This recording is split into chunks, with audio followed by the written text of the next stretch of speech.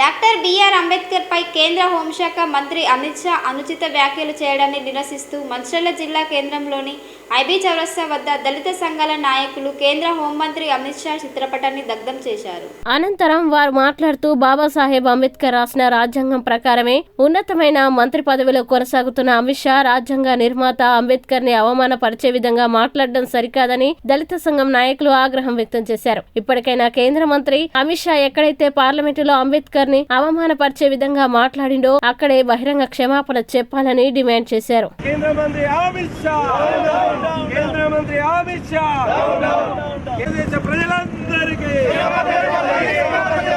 అమిత్ షా బోలో, ఢిల్లీ మే బోలో, గల్లీ మే బోలో, బోలో రే బాబా సాహెబ్ అంబేద్కర్.